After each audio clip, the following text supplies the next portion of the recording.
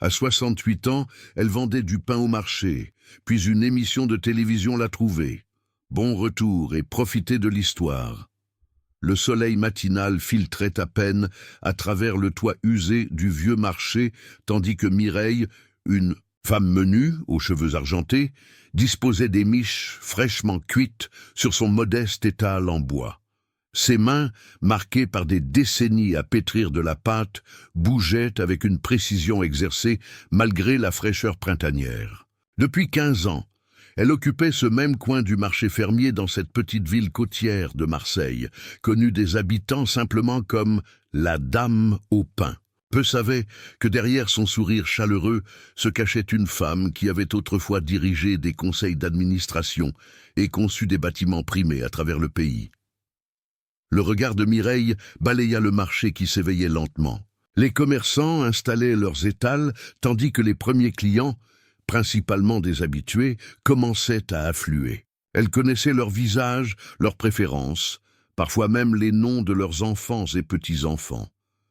C'était un monde bien loin des réunions tendues et des projets à plusieurs millions d'euros qu'elle avait l'habitude de superviser. Ses doigts caressèrent distraitement la surface croustillante d'une miche de pain au levain, sa recette signature transmise par 5 générations de femmes dans sa famille. Le contraste entre la simplicité de ce geste et la complexité des structures qu'elle avait autrefois conçues ne manquait jamais de la frapper. Pourtant, c'était dans cette simplicité qu'elle avait finalement trouvé une forme de paix. « Bonjour, Mireille, le pain a l'air particulièrement beau aujourd'hui », lança M. Fabre, un professeur d'histoire à la retraite qui venait acheter son pain quotidien depuis plus d'une décennie. « Comme tous les jours, Henri, » répondit-elle avec un sourire qui n'atteignait pas tout à fait ses yeux. « Mais peut-être que la lumière du matin le flatte particulièrement aujourd'hui. »« Toujours aussi modeste ?» répliqua-t-il en lui tendant sa monnaie. « Un jour, vous admettrez que votre pain est exceptionnel. » Mireille se contenta de hocher la tête, habituée à ces échanges qui rythmaient ses matinées. Il y avait une certaine sécurité dans cette routine, une prévisibilité qu'elle avait appris à chérir après les turbulences de sa vie passée. Alors qu'elle servait ses clients habituels, Mireille remarqua un mouvement inhabituel près de l'entrée du marché. Un van de production venait de se garer, et une équipe en sortait avec des caméras et des équipements d'éclairage. Son cœur se serra instinctivement. L'anonymat relatif dont elle jouissait depuis 15 ans était l'un de ses biens les plus précieux. « Qu'est-ce qui se passe ?» demanda-t-elle à Lucie, la fleuriste dont l'étal se trouvait juste en face du sien. « Oh, tu n'es pas au courant ? C'est cette émission culinaire, Saveurs de terroir. Ils font un reportage sur les spécialités régionales. Apparemment, quelqu'un leur a parlé du marché. » Mireille sentit une vague d'anxiété monter en elle. Elle baissa instinctivement la tête, un réflexe acquis durant les années qui avaient suivi son effondrement professionnel. Être sous les projecteurs n'était plus quelque chose qu'elle recherchait ou désirait. La matinée avançait et Mireille observait l'équipe de tournage du coin de l'œil tout en servant ses clients. Ils s'arrêtaient à différents étals, filmant les fromages affinés, les olives marinées, les fruits de mer frais. Elle espérait qu'ils passeraient rapidement devant son modeste stand de pain. Ses espoirs furent anéantis lorsqu'une jeune femme à l'allure dynamique s'approcha de son étal suivie par un caméraman. « Bonjour, je suis Camille Roux, productrice pour Saveurs de terroir. On nous a beaucoup parlé de votre pain au levain traditionnel. Serait-il possible de vous filmer et peut-être de discuter un peu de votre technique ?» Mireille sentit ses mains trembler légèrement. « Je ne pense pas être très intéressante pour la télévision, » répondit-elle, cherchant une excuse polie pour refuser. « Au contraire, » insista Camille, « vos clients nous ont dit que votre pain est le meilleur de la région. Et nous cherchons à mettre en valeur les artisans qui préservent les méthodes traditionnelles. Ce serait juste un court segment, 5 minutes tout au plus. » Avant que Mireille ne puisse formuler un nouveau refus, M. Fabre intervint, tenant fièrement sa miche de pain. « Vous devriez absolument la filmer. Son pain a une histoire fascinante. La recette vient de sa grand-mère, n'est-ce pas, Mireille ? » Prise au piège par la bienveillance de son client fidèle, Mireille acquiesça faiblement. En effet, c'est une recette familiale. Parfait, s'exclama Camille. Nous aimerions vous filmer en train de parler de votre pain, peut-être nous montrer quelques-unes de vos créations. Quand seriez-vous disponible? Résignée, Mireille accepta qu'il revienne le lendemain matin, espérant que ce bref moment d'attention passerait rapidement et que sa vie tranquille reprendrait son cours normal. Ce qu'elle ne pouvait pas savoir, c'est que ces 5 minutes allaient changer le cours de son existence. Le lendemain matin, Mireille se réveilla avant l'aube, comme chaque jour depuis 15 ans. Dans sa petite cuisine, elle prépara son pain, avec les gestes précis et mesurés qui étaient devenus une seconde nature. Mais aujourd'hui, une nervosité inhabituelle accompagnait chacun de ses mouvements. L'idée d'être filmée, d'être vue, la ramenait à une époque de sa vie qu'elle avait délibérément laissée derrière elle. Son petit appartement au-dessus d'une ancienne quincaillerie était modeste mais fonctionnel. Les murs blancs étaient pratiquement nus, à l'exception d'une seule photographie encadrée. Un bâtiment aux lignes audacieuses qui se découpait contre un ciel bleu. C'était le pavillon des Arts de Lyon, sa dernière création avant que tout ne s'effondre. Elle l'avait gardé non pas comme un trophée, mais comme un rappel de ce qu'elle avait été capable d'accomplir et des dangers de la fierté. En arrivant au marché, elle constata que l'équipe de tournage était déjà là, installant leurs équipements. Camille s'approcha d'elle avec un sourire enthousiaste. « Bonjour Mireille, nous sommes ravis de pouvoir vous filmer aujourd'hui. Ne vous inquiétez pas, tout sera très naturel. Continuez simplement à faire ce que vous faites habituellement. » « Je préfère ne pas être au centre de l'attention, » murmura Mireille en installant ses pains sur l'étalage. « Je comprends, » répondit Camille avec douceur. « Nous serons discrets. Parlez-nous simplement de votre pain, de la façon dont vous le préparez. » Malgré ses réticences, lorsque les caméras commencèrent à tourner, quelque chose d'inattendu se produisit. En parlant de la recette transmise par sa grand-mère, puis sa mère, Mireille sentit une chaleur familière l'envahir. C'était la passion qu'elle avait autrefois ressentie lorsqu'elle parlait d'architecture, transposée maintenant dans cette humble forme d'art qu'était la boulangerie artisanale. Le secret, expliqua-t-elle en caressant la croûte dorée d'une miche, c'est la patience. Un bon pain au levain ne peut pas être précipité. C'est comme un bâtiment bien conçu. Les fondations doivent être solides, chaque élément doit avoir sa place et son temps. Camille échangea un regard avec son caméraman. Cette analogie architecturale était intéressante, inattendue. « Vous semblez avoir une approche très méthodique, » observa la productrice. « Avez-vous toujours fait du pain ?»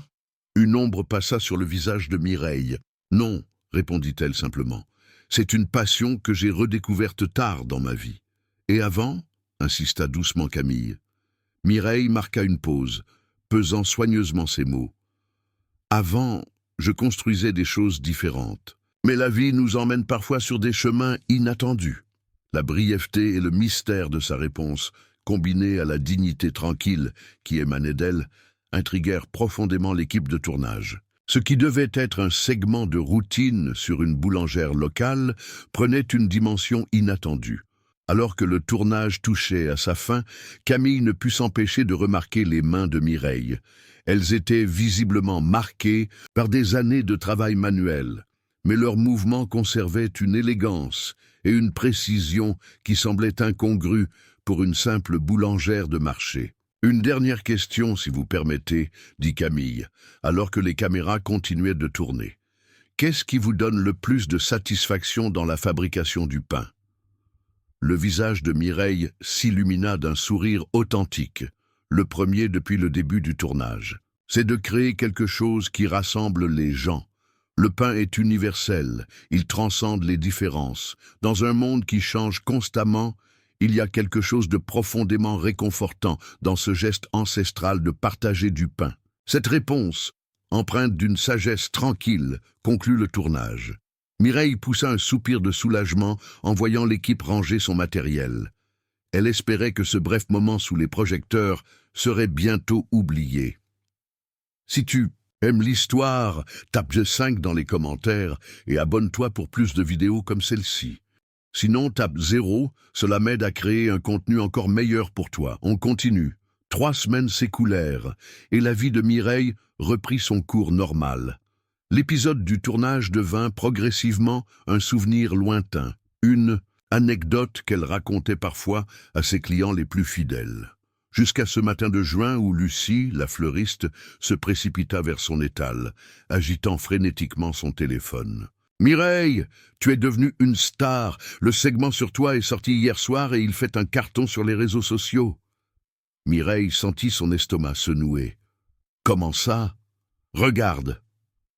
Lucie lui mit son téléphone sous les yeux, montrant une vidéo où Mireille parlait de son pain avec une passion tranquille. En dessous, des centaines de commentaires s'accumulaient. « L'élégante boulangère aux yeux d'architecte, c'est comme ça qu'il t'appelle », expliqua Lucie avec excitation. « Les gens sont fascinés par toi. Ils veulent en savoir plus. » Mireille lut quelques commentaires, sentant une vague de panique monter en elle. « Cette femme cache quelque chose. On dirait qu'elle a vécu plusieurs vies, » disait l'un. « Ses mains sont celles d'une artiste, pas seulement d'une boulangère, » affirmait un autre. Son passé, qu'elle avait si soigneusement enfoui, risquait-il de refaire surface ? Avant qu'elle ne puisse pleinement assimiler cette nouvelle réalité, son téléphone sonna. C'était Camille Roux, la productrice. « Bonjour Mireille. J'espère que je ne vous dérange pas. J'ai une nouvelle extraordinaire. Notre segment sur vous a généré une réponse incroyable. Les téléspectateurs vous adorent et demandent plus de contenu avec la boulangère élégante. Nous aimerions vous proposer une chronique régulière dans notre émission où vous pourriez démontrer des techniques de boulangerie traditionnelles. » Mireille resta silencieuse un moment, assimilant l'information. Une partie d'elle voulait raccrocher immédiatement, repousser cette offre qui menaçait la tranquillité qu'elle avait si durement construite. Mais une autre partie, une partie qu'elle croyait avoir étouffée depuis longtemps, ressentait une étincelle d'excitation à l'idée de créer à nouveau, d'être reconnue pour son expertise, même dans ce domaine modeste. Je ne sais pas, Camille. Je mène une vie simple maintenant et je m'en contente. Je comprends vos réserves, répondit la productrice. Mais pensez-y simplement comme une opportunité de partager votre savoir-faire. Nous viendrions filmer ici, à Marseille, dans un environnement où vous vous sentez à l'aise. Alors que Mireille s'apprêtait à refuser poliment, son téléphone vibra avec un message de son propriétaire. Elle s'excusa auprès de Camille et le lut rapidement. Son cœur s'arrêta. Le loyer de son appartement allait tripler le mois prochain, suite à une réévaluation du marché immobilier local. Avec ses maigres revenus de boulangère de marché, elle ne pourrait jamais se le permettre. « Camille, dit-elle en reprenant la conversation, quelle serait la rémunération pour ces apparitions ?» Lorsque la productrice mentionna le montant, Mireille dut s'asseoir. C'était plus qu'elle ne gagnait en 3 mois au marché. Avec cette somme, elle pourrait non seulement continuer à payer son loyer, mais peut-être même commencer à mettre de l'argent de côté pour la première fois depuis sa chute. « D'accord, » dit-elle finalement, « j'accepte d'essayer pour quelques épisodes du moins. »« Fantastique !» s'exclama Camille. « Vous ne le regretterez pas, je vous le promets. Nous commencerons à planifier immédiatement. » En raccrochant, Mireille regarda ses mains farineuses et se demanda si elle venait de commettre une terrible erreur. Le regard des autres, qu'elle avait fui pendant tant d'années, allait à nouveau se poser sur elle. Et avec lui, le risque que son passé émerge des ombres où elle l'avait confinée. Ce soir-là, seule dans son petit appartement, Mireille sortit une boîte qu'elle gardait sous son lit. Elle contenait les seuls vestiges de sa vie d'avant. Quelques coupures de presse jaunies, des photos d'édifices aux lignes audacieuses, un prix d'excellence en architecture terni par les années. Et tout au fond, une lettre jamais envoyée à sa fille Élise, écrite le jour où Mireille avait décidé de disparaître de sa vie antérieure. Ses doigts tremblaient en touchant ces reliques. Pendant 15 ans, elle avait vécu dans la peur d'être reconnue, d'être confrontée à la honte de son échec professionnel et personnel. Maintenant, cette peur devenait une possibilité concrète. Mais avait-elle vraiment le choix? Le premier tournage de sa chronique eut lieu une semaine plus tard. Face à la caméra, Mireille expliquait comment préparer un levain naturel, un processus qui demandait patience et attention aux détails. La fermentation est une forme de métamorphose, expliquait-elle, ses mains travaillant la pâte avec une élégance qui ne passait pas inaperçue.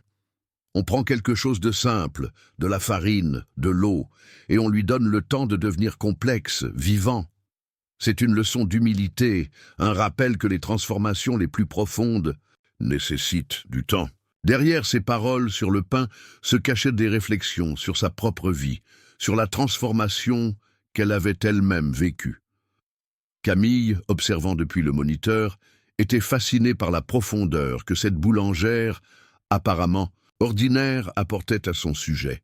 Quand l'épisode fut diffusé, la réaction dépassa toutes les attentes. Les réseaux sociaux s'enflammèrent, les commentaires affluèrent. « Il y a tellement plus chez cette femme que ce qu'on voit », écrivait un spectateur. « Sa façon de parler du pain me donne envie de tout quitter et de devenir boulanger », confessait un autre. Mais parmi ces réactions enthousiastes, un commentaire glaça le sang de Mireille. N'est-ce pas Mireille Dufresne, l'architecte? Celle qui a disparu après le scandale de 2009? Il était signé Nicolas Lambert. Nicolas Lambert, son ancien associé, celui qui avait repris le cabinet d'architecture après sa chute, celui qui l'avait vu sombrer dans la disgrâce professionnelle. Il l'avait reconnu, et maintenant d'autres pourraient faire le lien. Le lendemain de la diffusion, alors qu'elle installait son étal au marché, Mireille remarqua immédiatement que quelque chose avait changé. Il y avait plus de monde que d'habitude, et beaucoup de visages inconnus. Des gens prenaient des photos, discrètement, d'autres s'approchaient, avec un sourire gêné pour lui demander un selfie ou un autographe sur leur sac de pain. « C'est comme ça depuis l'ouverture », lui confia Lucie. « Ils viennent pour te voir, la boulangère de la télé. Tu es en train de devenir une attraction touristique. » Mireille ne savait pas si elle devait en rire ou en pleurer. Elle, qui avait cherché l'anonymat, se retrouvait sous les projecteurs, mais pour des raisons totalement différentes de celles qui l'avaient autrefois placée sous le feu des critiques. Alors qu'elle servait cette clientèle inhabituelle, une femme d'une 60aine d'années s'approcha de son étal. Contrairement aux autres, elle n'avait pas l'air d'une touriste ou d'une fan. Son regard était perçant, évaluateur. « Mireille Dufresne, dit-elle. Ce n'était pas une question, mais une affirmation. Je pensais bien que c'était vous. Je suis Hélène Mercier, de la Société pour la préservation du patrimoine architectural. Nous nous sommes rencontrés il y a de nombreuses années, lors de l'inauguration du pavillon des Arts. » Mireille sentit le sol se dérober sous ses pieds. Voilà que son passé et son présent entraient en collision, exactement ce qu'elle avait redouté. « Je crois que vous me confondez avec quelqu'un d'autre, » tenta-t-elle faiblement. « Non, » répondit Hélène avec un sourire compréhensif. « Je reconnaîtrai ses yeux n'importe où. Ils ont la même façon de voir au-delà de ce qui est visible, qu'il s'agisse d'un bâtiment ou d'un pain, apparemment. » Il n'y avait plus d'échappatoire. Après 15 ans à se cacher, Mireille était confrontée à son identité passée. « Que voulez-vous, Hélène » demanda-t-elle doucement, s'assurant que personne ne pouvait entendre leur conversation. « Vous parlez simplement. J'ai toujours admiré votre travail, et votre disparition a été une grande perte pour notre domaine. Quand je vous ai vu à la télévision hier soir, j'ai été stupéfaite et curieuse. » Mireille hésita. « Je ne suis plus cette personne. Je n'ai pas touché à une planche à dessin depuis 15 ans. » « Peut-être, » répondit Hélène, « mais l'œil qui a conçu le pavillon des Arts est le même qui façonne ses pains.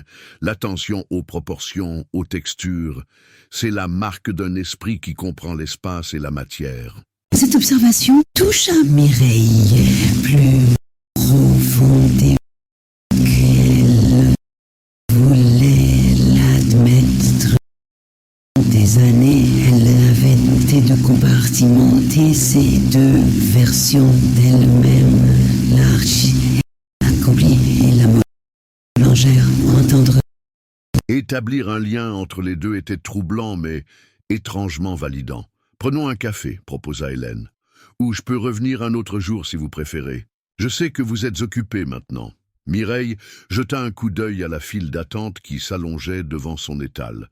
« Venez demain matin, avant l'ouverture du marché. Nous pourrons parler tranquillement. » Cette nuit-là, Mireille dormit à peine. Son esprit oscillait entre l'angoisse de voir son passé ressurgir et une étrange anticipation à l'idée de parler à quelqu'un qui connaissait la personne qu'elle avait été autrefois. Au fond, une partie d'elle avait toujours regretté la perte de son identité professionnelle, même si une autre partie avait trouvé la paix dans sa nouvelle vie simple. Lorsque son téléphone sonna à une heure inhabituelle, elle sut instinctivement que quelque chose d'important se passait. C'était Camille, la voix excitée. « Mireille, vous ne devinerez jamais. Nous venons de recevoir un appel de la chaîne nationale.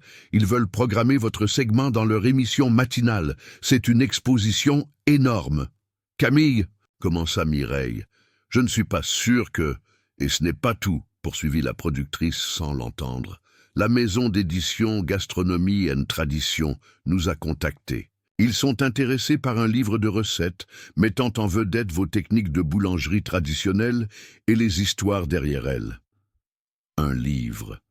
L'idée fit naître en Mireille un curieux mélange d'excitation et de terreur. Documenter les recettes de sa famille, les préserver pour les générations futures, c'était quelque chose qu'elle avait secrètement envisagé. Mais cela signifierait aussi s'exposer davantage, risquer que d'autres personnes fassent le lien avec son ancienne vie. « Je dois réfléchir, Camille, » dit-elle finalement. « Tout va si vite. Bien sûr, prenez votre temps, mais ne réfléchissez pas trop longtemps. C'est une opportunité extraordinaire. » En raccrochant, Mireille se dirigea vers la fenêtre de son petit appartement. Les lumières de Marseille scintillaient dans la nuit, rappelant les étoiles sous lesquelles elle et sa grand-mère faisaient du pain dans le jardin de la maison familiale, lorsque les étés étaient trop chauds pour allumer le four à l'intérieur. Peut-être que ce livre pourrait être un hommage à ces femmes, sa grand-mère, sa mère, qui lui avaient transmis non seulement des recettes, mais aussi une résilience qu'elle avait mise à l'épreuve, plus qu'elle n'aurait jamais pu l'imaginer. À des centaines de kilomètres de là, dans un appartement parisien élégant mais impersonnel, une femme d'une quarantaine d'années zappait distraitement devant sa télévision. Élise Dumont, consultante en management international, rentrait d'un voyage d'affaires épuisant et cherchait simplement à se détendre avant de s'endormir. Son attention fut soudain captée par un visage familier à l'écran. Elle augmenta le volume, incrédule. « Maman !» murmura-t-elle en voyant Mireille expliquer avec passion comment façonner un pain de campagne. « C'est impossible. 15 ans s'étaient écoulés depuis leur dernière conversation, une dispute amère sur les choix professionnels et personnels de Mireille, sur sa chute que sa fille avait perçue comme un abandon. 15 ans durant lesquels Élise avait essayé de retrouver sa mère, avant de finalement abandonner, concluant qu'elle ne voulait pas être trouvée. Et maintenant, elle était là, à la télévision nationale, parlant de pain avec la même passion qu'elle mettait autrefois dans ses créations architecturales. Élise sentit des émotions contradictoires l'envahir, colère face à cette réapparition soudaine, confusion devant cette nouvelle version de sa mère, et malgré tout, un soulagement indéniable de la savoir vivante et apparemment en bonne santé. Elle attrapa son téléphone et, les mains tremblantes, appela la chaîne de télévision. Il lui fallut plusieurs tentatives et une bonne dose de persuasion professionnelle pour obtenir l'information qu'elle cherchait. Le nom du producteur de l'émission, Saveurs de terroir. Dans sa petite cuisine à Marseille, ignorant le bouleversement qu'elle venait de provoquer dans la vie de sa fille, Mireille préparait sa pâte pour le lendemain. Demain, elle rencontrerait Hélène Mercier, première émissaire de son passé. Le jour d'après, elle devrait décider si elle acceptait l'offre du livre. La pâte sous ses doigts était vivante, en transformation constante, tout comme sa vie qui, après 15 ans de stagnation voulue, semblait soudain prendre un nouveau chemin, incertain mais impossible à ignorer. Le lendemain, alors que l'aube pointait à peine, Mireille attendait Hélène devant le café qui faisait l'angle du marché. L'air marin portait une fraîcheur qui contrastait avec la chaleur qui commençait déjà à s'installer en ce début d'été méditerranéen. Lorsqu'Hélène arriva, les deux femmes s'installèrent à une table en terrasse. Un silence inconfortable s'installa d'abord, chargé de questions non formulées et de décennies non partagées. Alors, commença finalement Hélène, la boulangère de Marseille, ce n'est pas exactement où je m'attendais à retrouver la brillante Mireille Dufresne. La brillante Mireille Dufresne n'existe plus, répondit-elle doucement. Elle a échoué spectaculairement. Elle a perdu sa réputation, son cabinet, ses économies et finalement sa famille. J'ai suivi l'affaire de loin, admit Hélène. Votre associé, Jean Pelletier, a fait des choix catastrophiques, engageant le cabinet dans des projets non viables financièrement. Mais beaucoup dans la profession savaient que vous n'étiez pas directement responsable. Mireille eut un rire amer. La nuance importe peu quand votre nom est traîné dans la boue. Quand des familles perdent leurs économies parce qu'elles ont investi dans un projet qui porte votre signature. Quand votre propre fille vous regarde comme si vous aviez trahi tout ce qu'elle admirait chez vous. Elle marqua une pause, surprise, par sa propre volubilité. C'était la première fois depuis des années qu'elle parlait ouvertement de ces événements. Après la faillite, les poursuites, les articles dans la presse, j'ai fait ce qui me semblait être la seule option. Viable, j'ai disparu, j'ai vendu ce qui me restait, j'ai payé autant de dettes que possible et je suis venu ici à Marseille où personne ne me connaissait. « Et le pain ?» demanda doucement Hélène. Le visage de Mireille s'adoucit. Le pain était la connexion, avec ma mère, ma grand-mère. Quelque chose que je connaissais depuis l'enfance, quelque chose d'honnête et de tangible.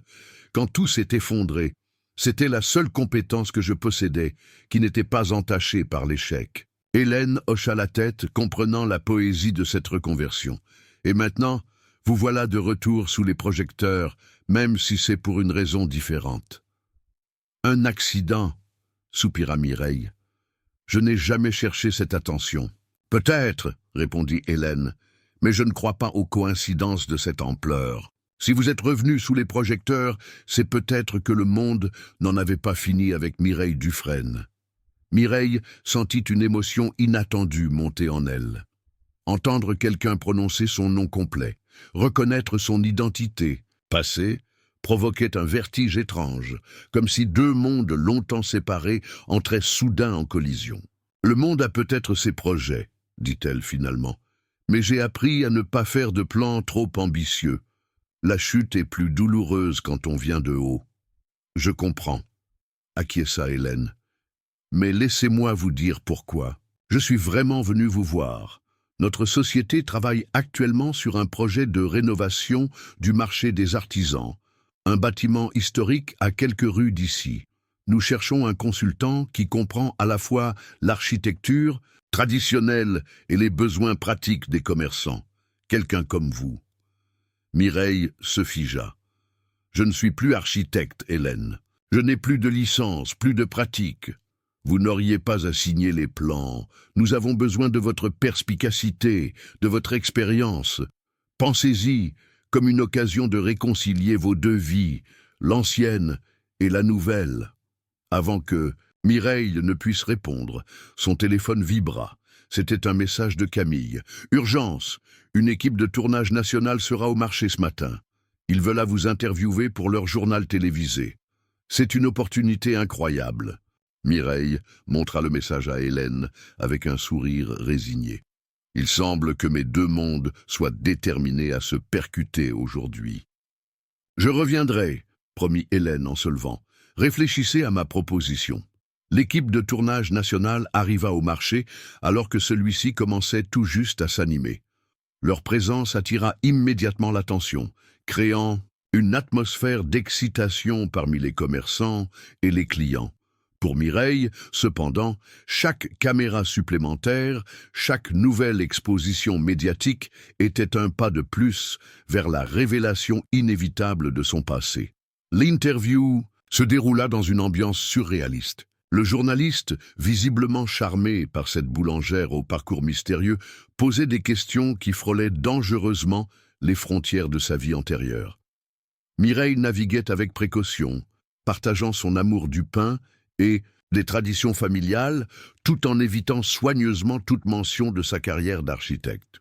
Il y a quelque chose de presque architectural dans votre approche du pain, observa le journaliste. Cette attention aux structures, aux proportions. Le pain est à sa façon une forme de construction, répondit Mireille, choisissant ses mots avec soin. On bâtit à partir d'éléments simples quelque chose qui doit être à la fois beau et fonctionnel. L'interview terminée, Mireille remarqua une agitation inhabituelle près de l'entrée du marché. Une femme élégante semblait argumenter avec l'un des agents de sécurité. Même de loin, Mireille reconnut immédiatement sa silhouette, sa posture, sa façon de gesticuler lorsqu'elle était contrariée. Élise, sa fille. Le temps sembla s'arrêter. 15 ans s'étaient écoulés depuis leur dernière rencontre, une séparation orageuse chargée d'accusations et de désillusions. Et maintenant, elle était là, à quelques mètres seulement. Élise finit par repérer sa mère et s'avança vers elle d'un pas décidé. Le visage de sa fille était un masque d'émotions contradictoires. Colère, soulagement, confusion, tout cela visible dans ses yeux qui étaient si semblables aux siens. « Alors, c'est ici que tu te cachais, » dit Élise, sans préambule. « Pendant, et que je passais des années à te chercher. » Mireille sentit sa gorge se serrer. « Tu m'as cherché ?»« Au début, oui. Puis j'ai fini par accepter que tu ne voulais pas être retrouvé. Et maintenant, je t'aperçois par hasard à la télévision nationale. Il y avait tant à dire, tant d'années perdues à rattraper, tant de malentendus à clarifier. Mais le marché grouillait de monde, et l'équipe de tournage n'était pas loin. « Pas ici, » murmura Mireille. « Viens chez moi ce soir. Nous pourrons parler. » Élise hésita, puis acquiesça brièvement, avant de tourner les talons et de disparaître dans la foule, laissant Mireille tremblante et désorientée. Le reste de la journée passa dans un brouillard. Mireille servit ses clients mécaniquement, son esprit entièrement occupé par la perspective de cette réunion avec sa fille. Que dirait-elle? Par où commencer pour expliquer 15 ans d'absence? Comment justifier d'avoir disparu de la vie d'Élise alors qu'elle avait à peine 25 ans? Ce soir-là, dans son petit appartement, Mireille préparait du thé lorsque la sonnette retentit. Elle ouvrit la porte pour trouver non seulement Élise, mais aussi une adolescente à l'air renfrogné qui se tenait légèrement en retrait. « J'ai pensé que tu voudrais peut-être rencontrer ta petite fille, » dit Élise, son ton à mi-chemin entre l'accusation et la paix offerte. « Maman, voici Nina. Elle a 14 ans.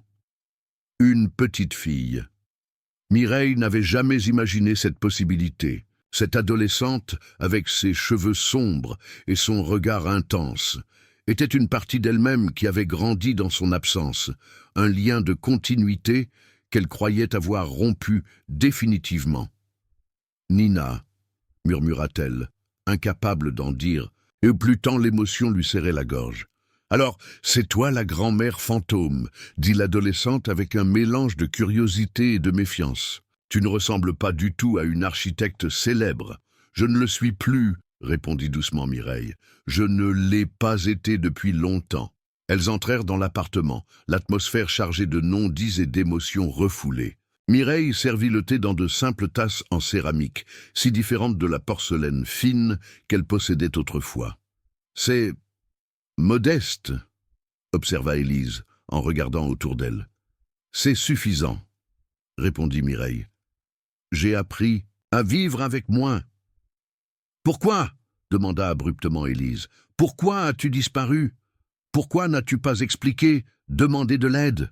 Je t'aurais soutenu. » « Je ne pouvais pas, » dit Mireille en baissant les yeux. « J'avais tout perdu. Ma réputation, ma crédibilité, notre maison familiale. Des gens avaient perdu leurs économies à cause de projets qui portaient mon nom. Comment aurais-je pu te demander de porter ce fardeau avec moi? C'était à moi de décider, s'exclama Élise, des larmes de frustration brillant dans ses yeux. Tu as pris cette décision pour nous deux. Tu n'as pas pensé que perdre ma mère pourrait être pire que tout le reste? Nina, sentant la tension monter, intervint avec une question pratique. Est-ce que c'est vraiment toi qui fais le pain qu'on voit à la télé? Mireille lui sourit, reconnaissante pour cette diversion. Oui, c'est moi. C'est la recette de ta arrière-grand-mère. Tu pourrais me montrer? Demanda la jeune fille avec une curiosité sincère. Maintenant? Pourquoi pas? Je n'arriverai pas à dormir de toute façon avec tout ce drame familial. Le commentaire, livré avec le cynisme caractéristique de l'adolescence, provoqua un rire inattendu chez Mireille et Élise, brisant momentanément la tension. « D'accord, » acquiesça Mireille. « La cuisine est petite, mais nous pouvons nous y serrer. » Dans l'espace confiné de sa cuisine, les 3 générations de femmes commencèrent à préparer une pâte. Mireille expliquait chaque étape, évoquant les souvenirs de sa propre mère et grand-mère qui lui avaient transmis ses gestes. « Ta grand-mère, dit-elle à Nina, était une femme extraordinaire. Elle aurait pu être une artiste remarquable, mais elle a choisi de consacrer sa vie à sa famille. Le pain était sa forme d'expression. Et toi, tu as choisi une carrière plutôt que la famille, commenta Élise, une pointe d'amertume encore perceptible dans sa voix. J'ai essayé d'avoir les deux, corrigea doucement Mireille, et pendant un temps, j'ai cru y parvenir. Puis tout s'est effondré, et j'ai fait ce qui me semblait être le moins dommageable pour tous. Sauf que ça ne l'était pas, murmura Élise. Alors que la pâte prenait forme sous leurs doigts, quelque chose d'autre se formait également, dans cette cuisine. Un début de compréhension, fragile mais réel. « Pourquoi le pain ?» demanda soudain Élise. « De toutes les choses que tu aurais pu faire. » Parce que c'était la seule chose que je savais faire qui n'était pas liée à mon échec, expliqua Mireille. Et parce que chaque fois que je pétris la pâte, je me sens connecté à maman, à grand-mère, à toi aussi, même quand tu n'étais pas là. Nina, les mains plongées dans la farine, observait cet échange avec une sagesse surprenante pour son âge. « Tu sais, dit-elle à sa grand-mère, maman a fait la même chose quand mon père est parti. Elle s'est jetée dans son travail comme si elle pouvait remplir le vide en étant super performante. C'est pour ça qu'on déménage tout le temps. » Élise lança un regard surpris à sa fille, puis à sa mère. « Ce n'est pas exactement la même chose ?» compléta Mireille avec un sourire triste. « Peut-être pas, mais nous réagissons tous à la perte à notre façon. J'ai choisi de disparaître, tu as choisi de t'enfoncer dans le travail. » Un silence pensif s'installa, uniquement ponctué par le son de la pâte qu'on malaxait et le tic-tac de l'horloge de cuisine. « J'ai un projet à te proposer, » dit finalement Mireille. « On m'a offert d'écrire un livre de recettes familiales.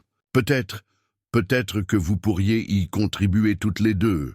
Ce serait une façon de reconnecter nos histoires, de créer quelque chose ensemble. » Nina s'illumina immédiatement. « Je pourrais prendre les photos.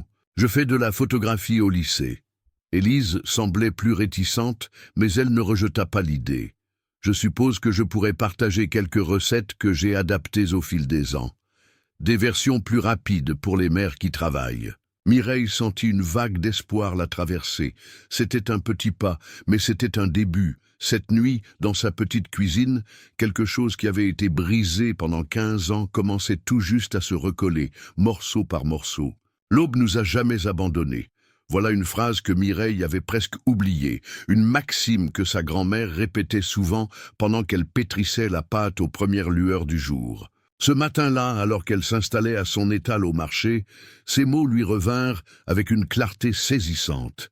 La nuit passée avec Élise et Nina avait été émotionnellement épuisante, mais aussi curieusement vivifiante. Elles avaient parlé jusqu'aux petites heures, naviguant dans les eaux troubles de leur passé commun, trouvant parfois des moments de connexion inattendus. Elles avaient convenu de se revoir le lendemain soir pour continuer à explorer l'idée du livre de recettes. Perdue dans ses pensées, Mireille ne remarqua pas immédiatement l'agitation inhabituelle qui régnait au marché ce matin-là. Lucie, la fleuriste, vint l'en informer. « Il y a une réunion d'urgence à midi », lui dit-elle, le visage sombre. « Apparemment, Développement Méditerranée a déposé une offre pour acheter le marché entier.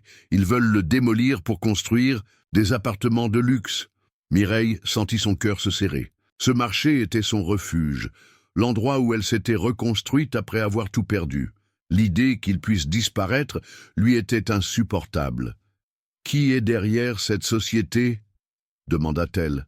« Personne ne le sait vraiment, » répondit Lucie. « Mais le bruit court que c'est un gros promoteur parisien. Ils ont offert des sommes importantes aux commerçants pour qu'ils partent sans faire d'histoire. » À midi, tous les commerçants du marché se réunirent dans l'espace central. L'atmosphère était tendue, un mélange de colère et de peur. Un homme en costume, visiblement mal à l'aise face à cette foule hostile, tentait d'expliquer les avantages du projet de réaménagement. « Le bâtiment est vétuste », argumentait-il. « Les réparations nécessaires coûteraient plus cher que ce que la municipalité peut se permettre. Notre projet prévoit un petit espace commercial au rez-de-chaussée où certains d'entre vous pourraient... »« Ce marché existe depuis plus d'un siècle, » l'interrompit un poissonnier. « C'est le cœur de ce quartier. »« Sans compter la valeur historique du bâtiment, » ajouta une autre voix. Mireille observait silencieusement, évaluant instinctivement la structure autour d'elle avec son œil d'architecte, un regard qu'elle n'avait pas utilisé depuis des années. Effectivement, le bâtiment montrait des signes d'usure. Des poutres fatiguées, des problèmes d'étanchéité visibles au plafond. Mais elle y voyait aussi une beauté et une intégrité structurelle que seul un œil exercé pouvait apprécier. Après la réunion, les commerçants restèrent pour discuter de leur stratégie. Certains étaient résignés, tentés par les offres financières. D'autres étaient déterminés à se battre. « Ce qu'il nous faudrait, » dit quelqu'un, « c'est un expert qui pourrait contester leur évaluation du bâtiment.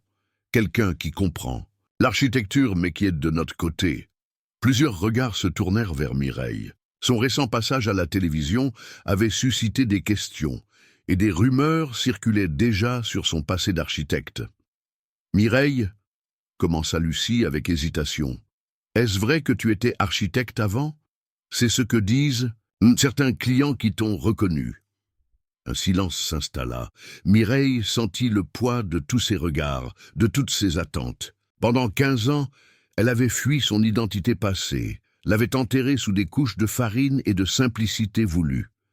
Maintenant, on lui demandait de la ressusciter, de l'utiliser pour sauver ce lieu qui l'avait accueillie lorsqu'elle n'avait plus rien. « Oui, » admit-elle finalement, « j'étais architecte, mais je ne le suis plus depuis longtemps. » « Mais tu comprends ces choses, » insista un marchand de fromage. « Tu pourrais nous aider à déterminer si ce qu'ils disent sur l'état du bâtiment est vrai. » Mireille hésita. S'impliquer signifierait s'exposer davantage, risquer que son histoire complète soit révélée. Mais rester silencieuse signifierait peut-être perdre ce marché qui était devenu sa seconde maison. « Je peux jeter un coup d'œil, » concéda-t-elle finalement. « Mais je ne suis plus qualifiée officiellement, mon avis n'aura pas de valeur légale. »« Pour nous, il en aura, » affirma Lucie en lui serrant la main.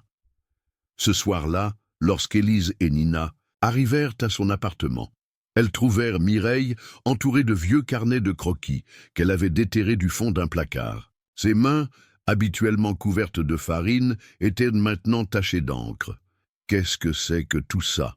demanda Élise, surprise. Mireille leur raconta la situation du marché et la demande des commerçants. « Je ne sais même pas si je peux encore faire ça, » admit-elle. « Ça fait si longtemps. » Élise examina les croquis avec un œil critique. « Tu n'as rien perdu, » dit-elle finalement. « C'est comme le vélo, ça ne s'oublie pas. Tu as déjà sauvé un bâtiment. Historique avant, » ajouta-t-elle après un moment d'hésitation. « Le théâtre de Nantes. J'étais petite, mais je m'en souviens. » Mireille leva les yeux, surprise que sa fille se rappelle cet épisode. C'était différent. J'avais un cabinet, des ressources, de la crédibilité. Maintenant, tu as autre chose. intervint Nina, qui feuilletait un album de coupures de presse concernant les anciens projets de sa grand-mère. « Tu as une audience, des gens qui t'écoutent. J'ai regardé tes vidéos sur Internet, elles ont des millions de vues. » Cette remarque fit réfléchir Mireille. La notoriété inattendue que lui avait apportée l'émission culinaire pourrait-elle servir une cause plus grande?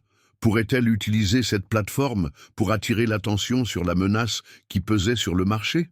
Alors qu'elle discutait de cette possibilité, le téléphone de Mireille sonna. C'était Camille, la productrice. « Mireille, j'ai une nouvelle incroyable.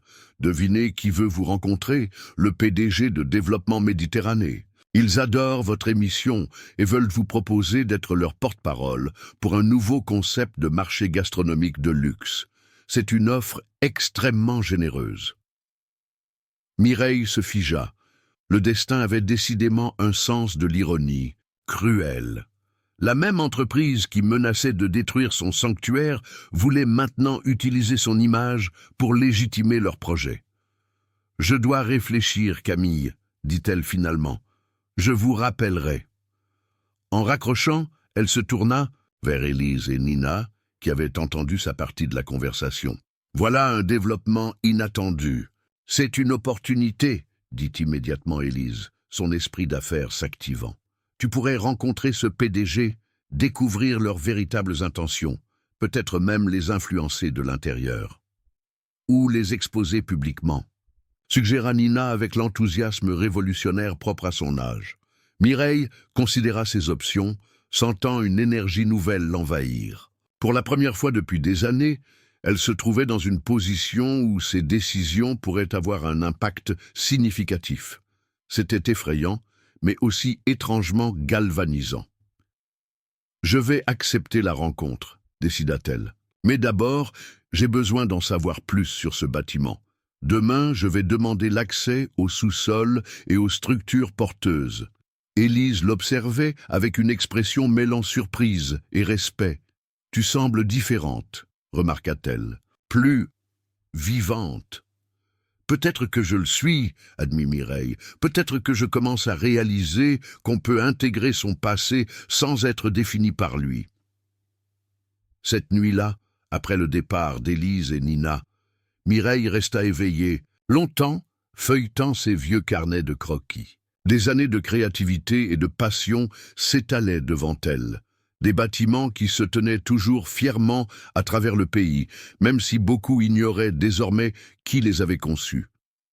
Pour la première fois depuis 15 ans, elle se permit de ressentir de la fierté pour ce qu'elle avait accompli, même si cette carrière s'était terminée dans la disgrâce. Elle avait créé des espaces qui avaient du sens, qui servaient les gens, qui embellissaient leur quotidien.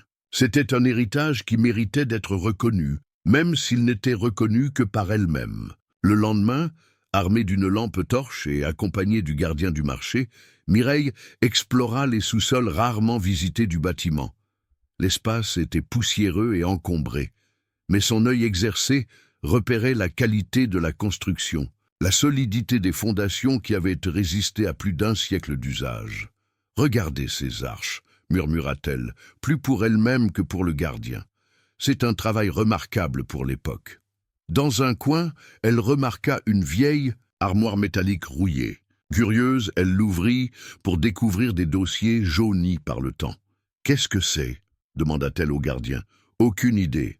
Ça a toujours été là, aussi loin que je me souvienne. » Mireille sortit délicatement quelques documents. Il s'agissait de plans originaux du marché datant de sa construction en 1902. Et dans le coin de chaque dessin, une signature « J. Moreau, architecte ». « Jeanne Moreau » souffla Mireille, stupéfaite. Elle connaissait ce nom, l'une des rares femmes architectes du début du XXe siècle, dont le travail avait été largement effacé des livres d'histoire, attribués à des collègues masculins ou simplement oubliés. « C'est incroyable !» dit-elle au gardien qui l'observait avec perplexité. « Ce bâtiment a été conçu par une femme architecte à une époque où c'était pratiquement inouï. C'est un témoignage historique important. » Cette découverte donnait une dimension nouvelle à leur combat. Ce n'était plus seulement une question de préserver un marché local, mais aussi de reconnaître l'héritage d'une pionnière injustement oubliée. De retour à la surface, Mireille partagea sa découverte avec les commerçants, qui accueillirent cette nouvelle avec excitation. Une jeune vendeuse suggéra immédiatement « On devrait en parler lors de ton prochain passage à la télé. Ça pourrait attirer l'attention sur notre situation. » L'idée était bonne, mais Mireille hésitait. Utiliser sa nouvelle plateforme médiatique pour cause s'exposer davantage risquer que son passé professionnel soit scruté plus attentivement avec une situation de choisir entre. Dans l'ombre où vous exposez pour défendre quelque chose qui vous tenait à cœur, partagez votre expérience dans les commentaires. Ce soir-là, Mireille se rendit au restaurant chic où elle avait rendez-vous avec Bernard Leclerc, le PDG de Développement Méditerranée. L'établissement, avec ses lustres étincelants et son personnel obséquieux, lui rappelait une vie qu'elle avait autrefois menée, un monde de privilèges et d'influence qu'elle avait volontairement quitté. Leclerc était un homme imposant, avec un sourire qui n'atteignait pas ses yeux. « Madame Dufresne », dit-il en lui serrant la main, ou devrais-je dire la célèbre boulangère de Marseille. C'est un plaisir de vous rencontrer. Sa façon d'utiliser son vrai nom, de reconnaître subtilement qu'il connaissait son identité passée, n'échappa pas à Mireille. « Comment puis-je vous aider, monsieur Leclerc ?» demanda-t-elle directement, refusant de jouer au faux semblant. « Directe et franche. J'apprécie cela, » répondit-il en commandant du vin. Voici ma proposition. Nous développons un concept de résidence de luxe avec un marché gastronomique intégré au rez-de-chaussée. Une version améliorée du marché. Actuelle, plus propre, plus moderne, plus exclusive. Et vous voulez que je sois le visage de ce projet ? Demanda Mireille, maintenant sa voix neutre malgré sa répulsion intérieure. Exactement. Votre authenticité, votre histoire de renaissance personnelle, c'est exactement le genre de narration qui résonne avec notre clientèle cible. Nous offririons bien sûr un emplacement privilégié pour votre propre boulangerie et une compensation financière substantielle. La somme qu'il mentionna ensuite était vertigineuse, le genre de montant qui pourrait assurer sa sécurité financière pour le reste de sa vie. Qui pourrait lui permettre d'ouvrir la boulangerie dont elle avait secrètement rêvé, d'aider Élise et Nina, de vivre sans les contraintes qui avaient défini son existence depuis 15 ans. Mais à quel prix ? Qu'adviendrait-il des commerçants ? Actuels ? Demanda-t-elle. Leclerc fit un geste évasif. Certains pourraient s'intégrer au nouveau concept s'ils correspondent à notre vision. Les autres recevraient une compensation équitable. Et le bâtiment lui-même ? Malheureusement, il n'est pas viable de le conserver. Mais nous incorporerons des éléments décoratifs dans le nouveau design, comme un clin d'œil à l'histoire. Mireille pensa au plan qu'elle avait découvert, à la signature de Jeanne Moreau, aux arches centenaires qui avaient résisté au temps et au bombardement de la guerre. Tout cela réduit à de simples éléments décoratifs. « Je dois y réfléchir, » dit-elle finalement. « C'est une décision importante. » Bien sûr, acquiesça Leclerc avec un sourire confiant. Mais ne réfléchissez pas trop longtemps. Notre offre a une date d'expiration, tout comme ce vieux marché. Sur le chemin du retour, Mireille se sentit déchirée. L'offre était tentante, surtout après des années de précarité financière. Mais accepter signifierait trahir non seulement les commerçants qui l'avaient accueilli, mais aussi ses propres principes d'intégrité architecturale. En rentrant dans son petit appartement, elle trouva Élise et Nina qui l'attendaient, curieuses de savoir comment s'était passée la rencontre. Mireille leur rapporta la conversation, y compris le montant offert. « C'est beaucoup d'argent », admit Élise, visiblement impressionnée. « Mais tu ne vas pas accepter, n'est-ce pas ?» intervint Nina, les yeux écarquillés. « Ce serait comme... je ne sais pas. Vendre ton âme. » Mireille sourit, face à la vision adolescente, noire et blanche, de sa petite fille. « Ce n'est pas si simple, Nina. Cet argent pourrait nous aider, tous. Je pourrais ouvrir ma propre boulangerie dans un lieu qui m'appartiendrait. Mais pas comme ça, insista la jeune fille. Pas en détruisant quelque chose d'important. Élise observait sa mère attentivement. Qu'est-ce que tu veux vraiment, maman?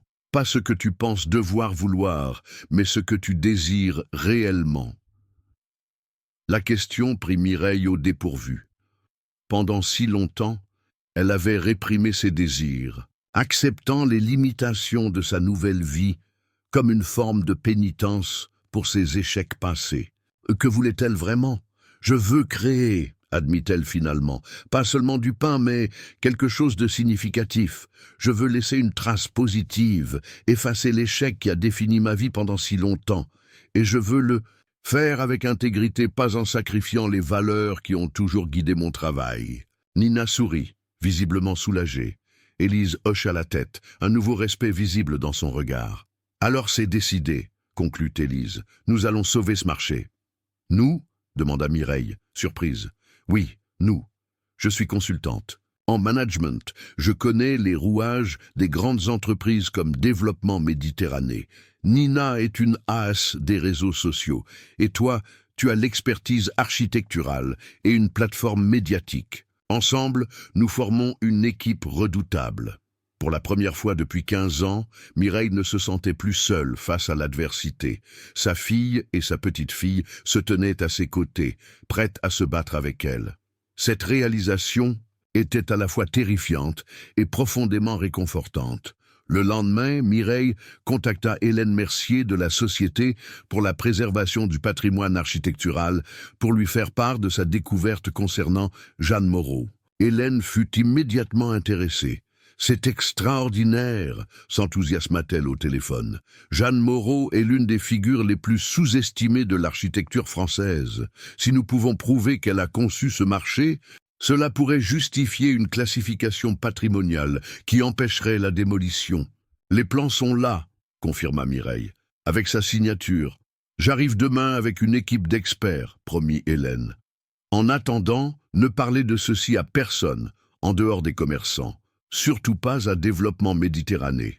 Pendant qu'Hélène mobilisait les ressources de sa société, Élise mettait à profit ses contacts dans le monde des affaires pour enquêter sur Développement Méditerranée. Ce qu'elle découvrit était troublant. C'est une société écran, expliqua-t-elle lors d'un dîner familial. Derrière se cache Groupe Pelletier Investissement. Pelletier? Le nom fit sursauter Mireille. Comme Jean Pelletier? Élise acquiesça. Gravement, ton ancien associé, celui qui a causé la faillite de ton cabinet. Cette révélation changeait tout. Ce n'était pas une simple coïncidence si cette entreprise ciblait le marché qui était devenu le sanctuaire de Mireille. Jean Pelletier l'avait-il reconnu à la télévision, comme tant d'autres? Cherchait-il à achever ce qu'il avait commencé 15 ans plus tôt? La destruction de tout ce qui lui était cher? Il faut que je le rencontre, décida Mireille, une détermination nouvelle dans sa voix. « Tu es sûr ?» s'inquiéta Élise. « Cet homme a détruit ta carrière ?» « Exactement. Et je dois comprendre pourquoi il revient dans ma vie maintenant. » Organiser une rencontre avec Jean Pelletier fut étonnamment facile. Il accepta immédiatement l'invitation de Mireille à un café près du marché. Lorsqu'il arriva, Mireille fut frappée par combien il avait changé. L'homme séduisant et dynamique d'autrefois avait fait place à un individu au visage marqué par l'amertume, malgré son costume impeccable et ses signes extérieurs de richesse. « Mireille, » dit-il en s'asseyant face à elle, « tu n'as pas beaucoup changé, toujours cette même dignité. »« Pourquoi le marché, Jean ?» demanda-t-elle directement. « De tous les bâtiments de Marseille, pourquoi celui-ci ?» Il eut un sourire sans joie. « Tu penses que c'est personnel, que je te poursuis après toutes ces années? Ton ego n'a pas diminué à ce que je vois? Alors explique-moi. C'est simplement une bonne affaire. Un emplacement prime, un bâtiment, vétuste, une municipalité à court d'argent. C'est le genre d'opportunité que je ne peux pas laisser passer. Et le fait que j'y travaille... » Jean la regarda un moment puis soupira. « Un hasard au départ. Je ne t'ai reconnu qu'après avoir vu cette émission culinaire. C'était surprenant. La grande Mireille Dufresne, réduite à vendre du pain dans un marché miteux. Sa condescendance raviva une colère que Mireille croyait avoir enterrée depuis longtemps. Ce n'est pas une réduction, Jean. C'est une transformation. Et ce marché n'est pas miteux. Il abrite des artisans passionnés et une histoire architecturale importante. Ah oui, j'ai entendu parler de ta petite découverte. Jeanne Moreau. Il fit un geste dédaigneux. Une curiosité historique, rien de plus. Pas suffisant pour bloquer un projet de plusieurs millions. Nous verrons, répondit calmement Mireille. Tu m'as peut-être pris mon cabinet, ma réputation, mais tu ne prendras pas ce marché. Toujours aussi idéaliste, ricana Jean. C'est ce qui t'a perdu la première fois, Mireille. Tu ne comprends pas comment fonctionne vraiment le monde. Au contraire, répliqua-t-elle en se levant. Je comprends parfaitement. C'est pourquoi je me battrai avec toutes les armes dont je dispose. En quittant le café, Mireille sentit un mélange de rage et de détermination qu'elle n'avait pas éprouvé depuis des années. Cette confrontation avait ravivé une partie d'elle-même qu'elle croyait morte, la combattante, l'architecte passionné qui se battait pour préserver la beauté et l'intégrité des espaces. Les jours suivants furent intenses. Hélène et son équipe documentaient méticuleusement l'importance historique du marché, tandis qu'Élise utilisait ses contacts pour rallier des soutiens influents à leur cause. Nina, quant à elle, avait lancé une campagne sur les réseaux sociaux qui commençait à attirer l'attention nationale sur la menace pesant sur ce bâtiment historique. Mireille, elle, se préparait pour son prochain passage à l'émission Saveurs de terroir. Camille, la productrice, était ravie de l'idée d'un segment spécial sur l'histoire du marché et sa conception par une femme architecte pionnière. « C'est exactement le genre d'histoire qui passionne notre public », s'enthousiasma-t-elle. « Et avec votre nouvelle notoriété, ça pourrait vraiment faire la différence. » Le jour du tournage, Mireille sentit le poids de la responsabilité peser sur ses épaules. Ce n'était plus seulement une démonstration de technique boulangère. Elle allait utiliser cette plateforme pour défendre une cause, pour révéler une partie de son passé qu'elle avait gardée secrète pendant si longtemps. Devant la caméra, elle parla avec passion du marché, de son importance pour la communauté, et révéla la découverte des plans signés par Jeanne Moreau. « Ce n'est pas seulement un bâtiment », expliqua-t-elle, sa voix vibrant d'émotion. C'est un témoignage du travail d'une femme pionnière dont la contribution a été effacée de notre histoire architecturale. Et aujourd'hui, ce témoignage est menacé par des intérêts commerciaux qui ne voient que le profit à court terme. Camille, sentant le potentiel d'une histoire plus profonde, posa la question que Mireille redoutait. Vous semblez avoir une compréhension très précise de ces enjeux architecturaux. Est-ce quelque chose qui vous a toujours intéressé? C'était le moment de vérité. Mireille prit une profonde respiration. En fait, avant d'être boulangère, j'étais architecte. Mireille Dufresne, c'était mon nom. J'ai conçu plusieurs bâtiments à travers la France avant qu'une série d'événements malheureux ne mette fin à ma carrière. Le pain est devenu ma seconde vie, ma rédemption en quelque sorte. Et maintenant, ces deux mondes se rejoignent de manière inattendue. Le silence qui suivit cette révélation était palpable.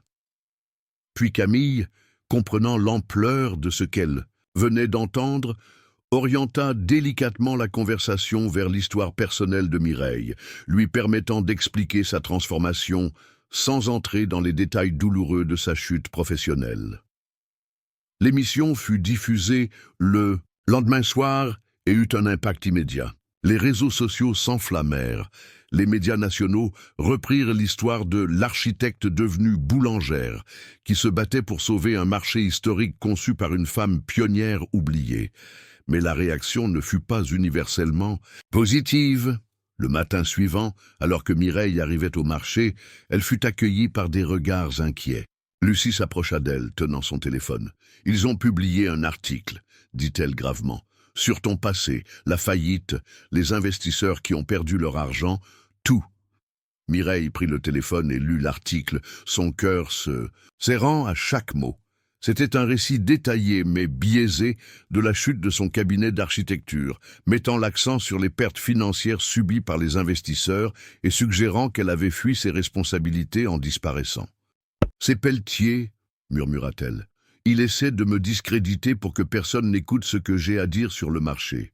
Les commerçants échangeaient des regards incertains.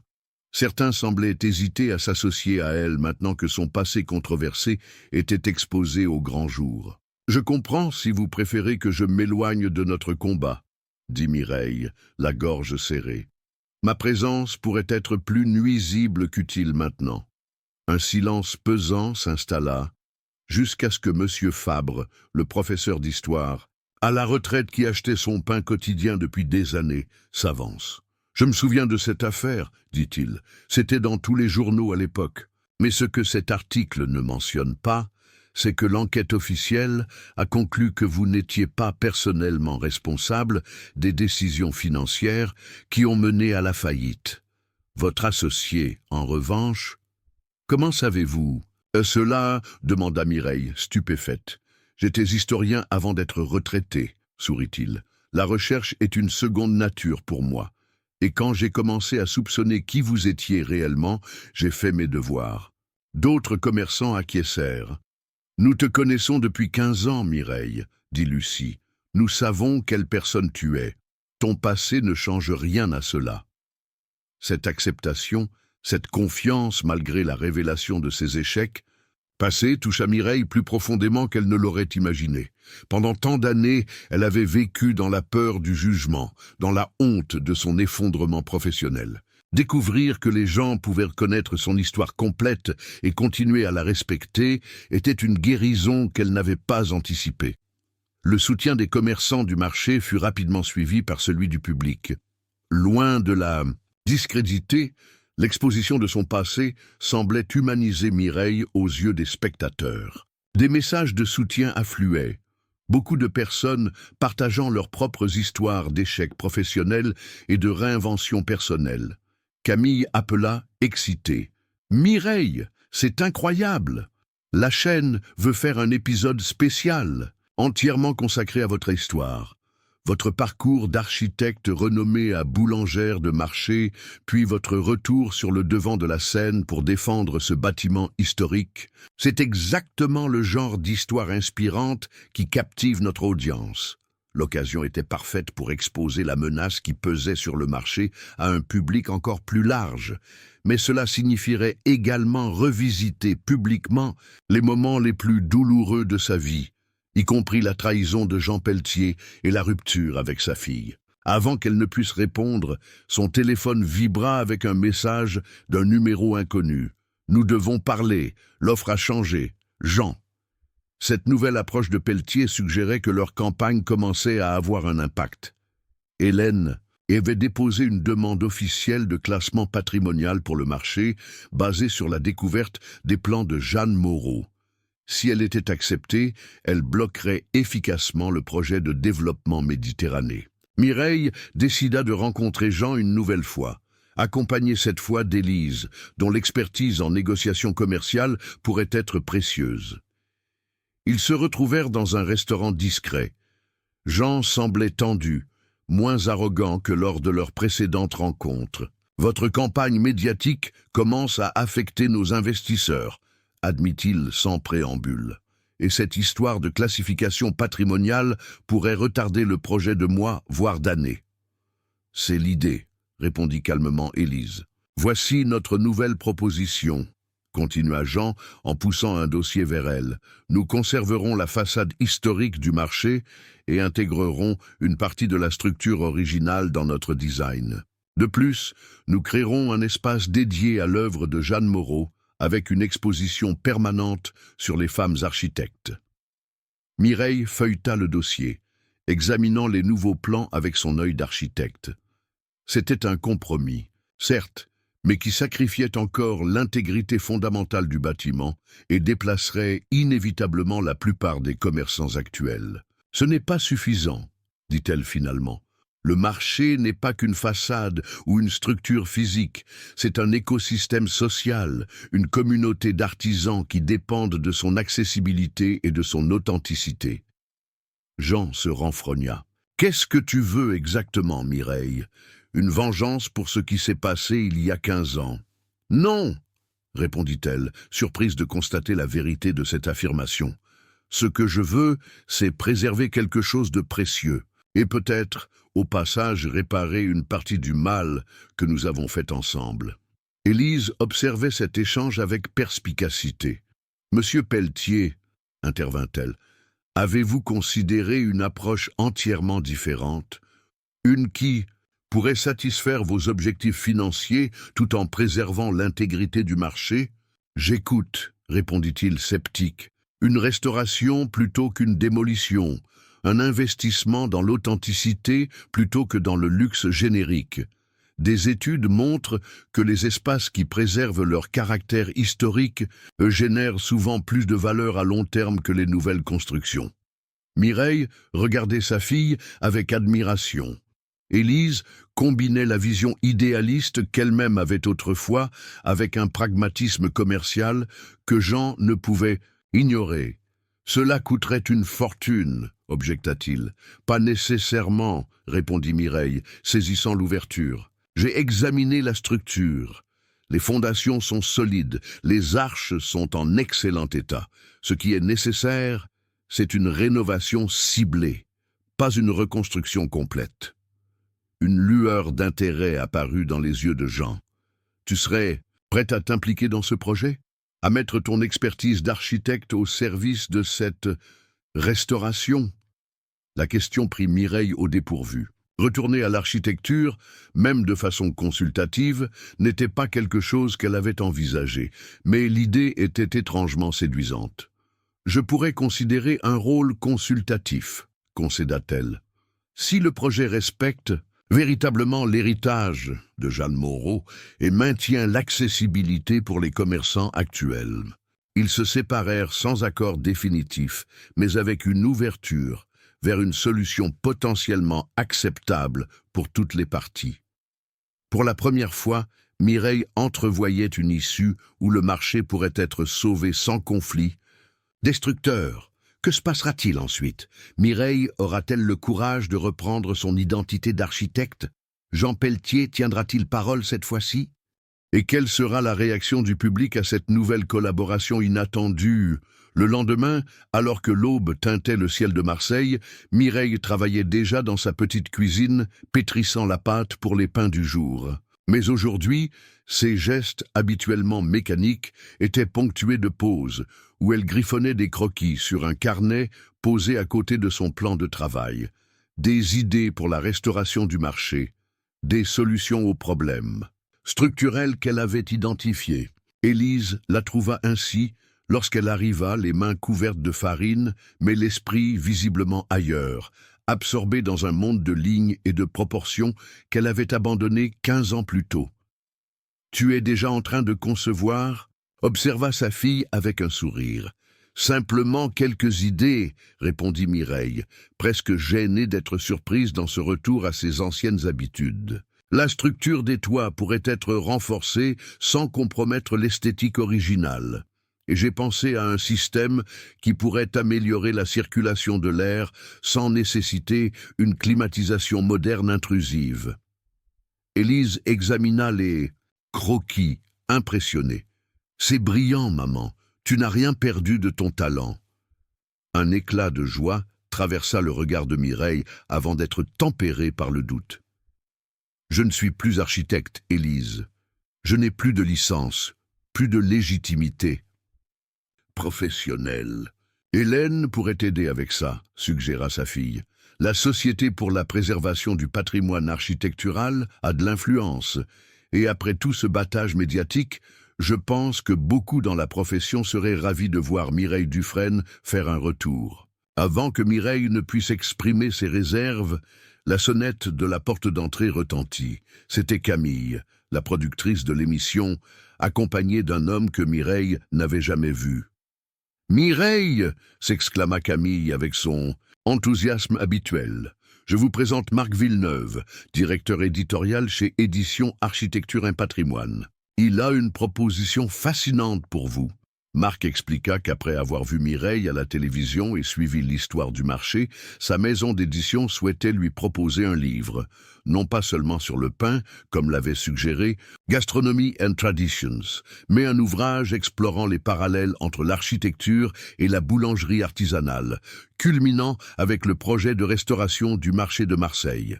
Ce serait une façon de réconcilier vos deux vies professionnelles, expliqua-t-il, et de mettre en lumière l'œuvre de Jeanne Moreau, ainsi que d'autres femmes architectes dont les contributions ont été minimisées. L'idée résonnait profondément en Mireille. Un livre qui tisserait ensemble les fils de sa vie, qui transformerait sa rupture en continuité, son échec en renaissance. Un livre qui pourrait inspirer d'autres personnes, traversant leur propre période de reconstruction. Alors qu'elle considérait cette proposition, son téléphone sonna. C'était Hélène, sa voix vibrant d'excitation. « Mireille, la commission du patrimoine a examiné notre dossier en procédure d'urgence, compte tenu de la menace imminente. Ils ont accordé une protection temporaire au marché pendant qu'ils étudient la classification permanente.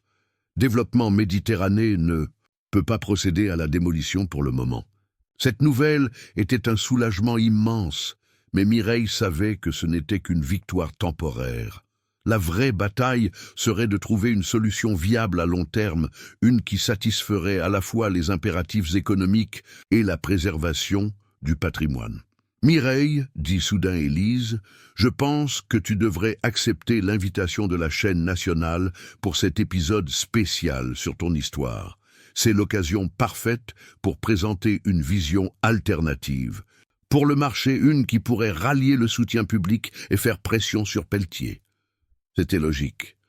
Mais cela signifierait s'exposer complètement, raconter non seulement son succès passé et sa chute, mais aussi sa lente reconstruction et son retour inattendu. Ce serait la révélation publique de tout ce qu'elle avait gardé privé pendant si longtemps. « Tu ne serais pas seule, ajouta Nina, qui était restée silencieuse jusque-là. Nous pourrions y participer aussi. Une histoire de 3 générations de femmes qui se retrouvent autour d'un projet commun. L'idée d'être entourée de sa fille et de sa petite-fille pour ce moment de vérité publique rendait la perspective moins intimidante. Ensemble, elles représenteraient non pas seulement le passé de Mireille, mais aussi son présent et son avenir. « D'accord, accepta-t-elle finalement. Faisons-le, racontons notre histoire. » Le tournage eut lieu la semaine suivante, au marché même qu'elle cherchait à sauver. L'équipe installa ses caméras parmi les étals, capturant la vie quotidienne de ce lieu emblématique tout en documentant son architecture unique et les défis structurels auxquels il était confronté. Mireille, Élise et Nina parlèrent chacune de leur perspective sur les événements qui les avaient séparés puis réunis. Mireille expliqua sa chute professionnelle, sa fuite dans l'anonymat et comment le pain était devenu sa forme de rédemption. Élise partagea sa colère et sa confusion face à la disparition de sa mère, puis le choc et l'émerveillement de la redécouvrir des années plus tard. Nina, avec la franchise désarmante de la jeunesse, parla de ce que signifiait découvrir une grand-mère qu'elle n'avait jamais connue, et comment leur connexion s'était formée autour du partage des recettes familiales. Le moment le plus poignant vint lorsque Mireille présenta ses croquis préliminaires pour la restauration du marché. Face à la caméra, ses mains traçaient des lignes avec une assurance qui semblait venir d'un autre temps, d'une autre version d'elle-même qu'elle avait cru perdue à jamais. L'architecture, comme la boulangerie, consiste à créer des espaces, qu'ils soient physiques ou gustatifs, où les gens peuvent se sentir nourris, protégés, connectés, expliqua-t-elle. Ce marché n'est pas juste un bâtiment, c'est un lieu de rencontre, un creuset de tradition, un abri pour des artisans qui perpétuent des savoir-faire ancestraux. Le préserver ne signifie pas le figer dans le temps, mais lui permettre d'évoluer tout en respectant son essence. Lorsque l'émission fut diffusée, l'impact dépassa toutes les attentes. L'histoire de Mireille, sa chute, sa renaissance et maintenant son combat pour le marché toucha une corde sensible auprès du public. Les réseaux sociaux s'enflammèrent de soutien, les médias nationaux reprirent l'histoire, et bientôt, la pression sur Développement Méditerranée devint impossible à ignorer. Jean Pelletier lui-même appela Mireille le lendemain de la diffusion. « Tu as gagné », dit-il sans préambule. « Nos investisseurs veulent se retirer du projet original. Ils sont inquiets de l'impact sur leur image. » « Ce n'est pas une question de gagner ou de perdre, Jean, » répondit Mireille. « C'est une question de faire ce qui est juste.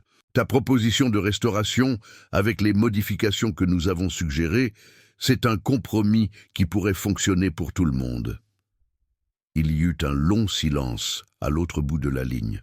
« Tu sais, dit-il finalement, j'ai toujours admiré ta vision, même quand nous étions en désaccord. Peut-être que c'est l'occasion de réparer quelque chose de notre passé commun. Ce n'était pas une excuse pour les dommages qu'il avait causés, mais c'était peut-être le début d'une forme de réconciliation professionnelle. Et pour le projet du marché, c'était une ouverture cruciale. Dans les semaines qui suivirent, une nouvelle dynamique s'installa. Développement Méditerranée, sous la pression publique et face à la protection patrimoniale temporaire, accepta de revoir complètement son approche. Un nouveau projet fut élaboré, axé sur la restauration respectueuse du bâtiment historique, tout en améliorant ses infrastructures pour répondre aux besoins modernes.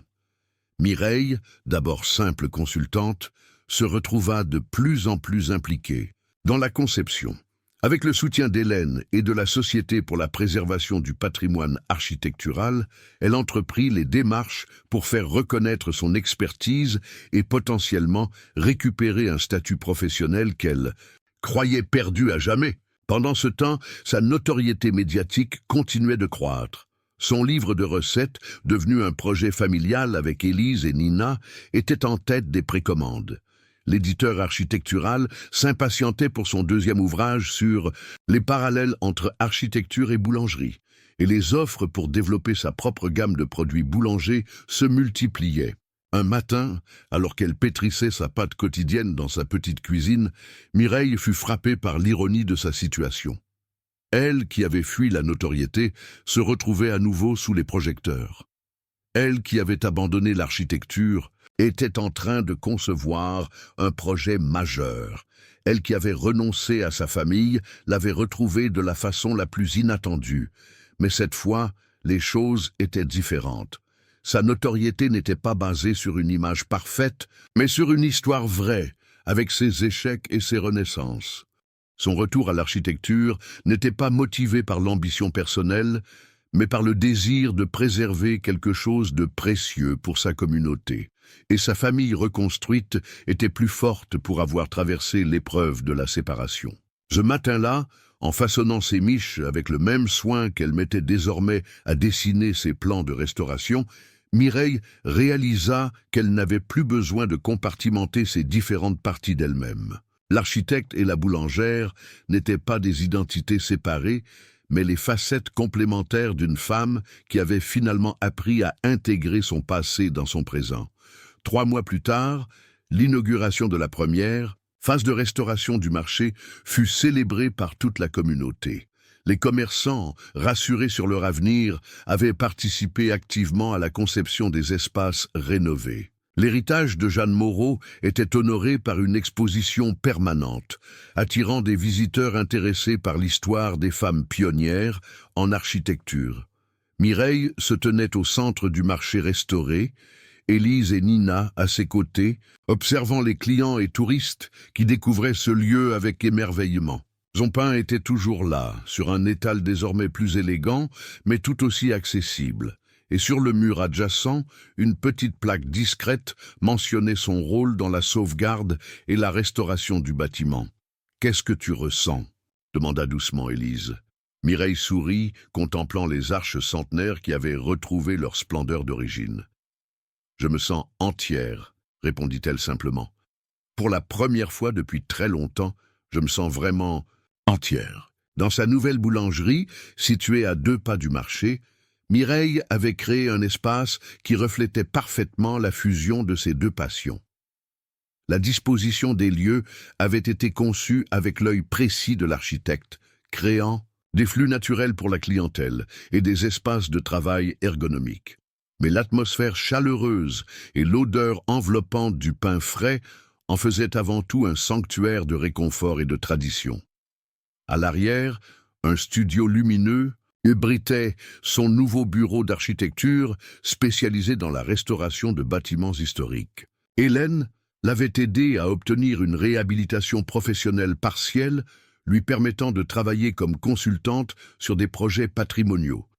Sa perspective unique, combinant respect pour l'histoire et compréhension des besoins pratiques des artisans, lui avait rapidement valu une réputation dans ce domaine spécialisé. Ce matin-là, alors qu'elle préparait le levain pour la production du jour, Camille entra dans la boulangerie, un large sourire aux lèvres. « Mireille, j'ai une nouvelle incroyable. L'épisode spécial sur votre histoire et la restauration du marché a été nominé pour le Grand Prix du documentaire culturel. La cérémonie est le mois prochain à Paris. » Mireille essuya ses mains farineuses sur son tablier, surprise par cette annonce. « C'est inattendu, » dit-elle, ne sachant pas trop comment réagir à ce nouveau type de reconnaissance. « C'est mérité, » affirma Camille. « Votre histoire a touché des milliers de personnes. Nous recevons encore des messages de spectateurs qui disent avoir été inspirés à reprendre contact avec des passions abandonnées ou à reconsidérer leurs échecs comme des opportunités de transformation. » Cette idée que son parcours personnel puisse avoir un impact positif sur d'autres était encore difficile à assimiler pour Mireille.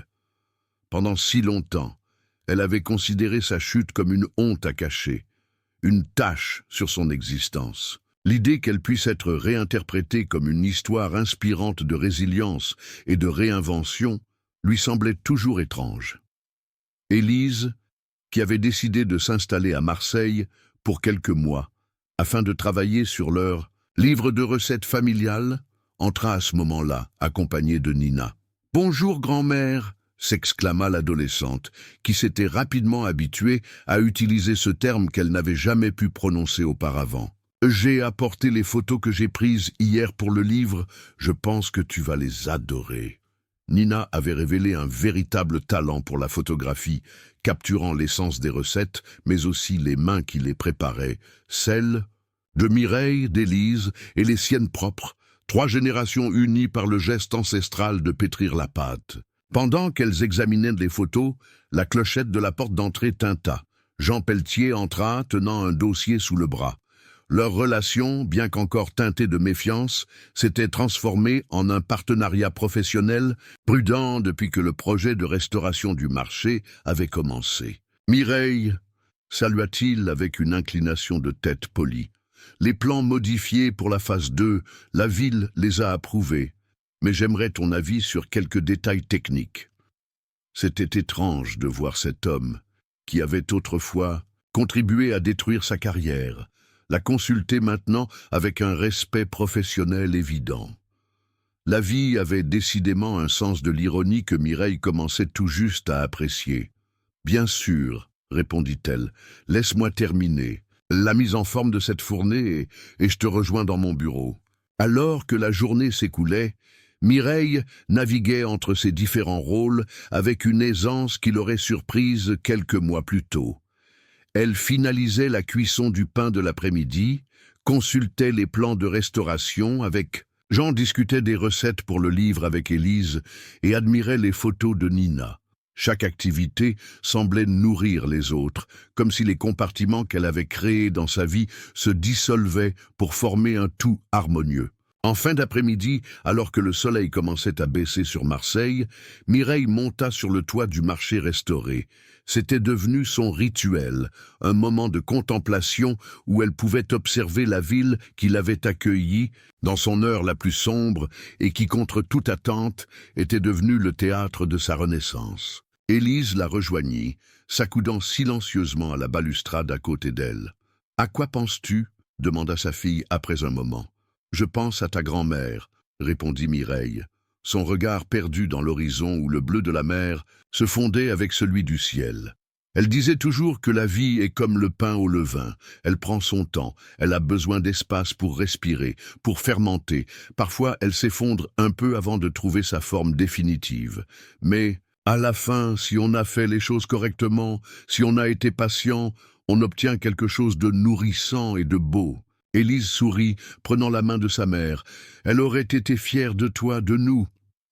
Oui, acquiesça Mireille. Je crois qu'elle l'aurait été. Elles restèrent ainsi, main dans la main, observant le soleil qui descendait sur Marseille, illuminant le marché et la boulangerie en contrebas, ces espaces où 3 générations de femmes avaient trouvé un nouveau départ. Un lieu pour partager non seulement du pain, mais aussi des histoires, des rêves, et un héritage qui transcendait désormais les ruptures du passé. Dans l'atelier à l'arrière de la boulangerie, les plans de futurs projets de restauration étaient étalés à côté des recettes du livre familial. Sur le mur, une photographie encadrée du pavillon des Arts de Lyon, le dernier bâtiment conçu par Mireille Dufresne l'architecte, côtoyait une image de son premier pain vendu au marché. Ces 2 moments, autrefois séparés par un abîme, de honte et de peur, semblaient maintenant les chapitres complémentaires d'une même histoire. Mireille savait que son parcours n'était pas terminé. D'autres défis l'attendaient, d'autres bâtiments à sauver, d'autres recettes à transmettre, d'autres relations à approfondir. Mais pour la première fois depuis longtemps, elle envisageait l'avenir non pas avec appréhension, mais avec une sérénité née de l'acceptation de son histoire complète. Car elle avait finalement compris que, comme le pain qu'elle façonnait chaque matin, une vie pouvait être à la fois simple et complexe, humble et extraordinaire, ancrée dans la tradition tout en se réinventant constamment.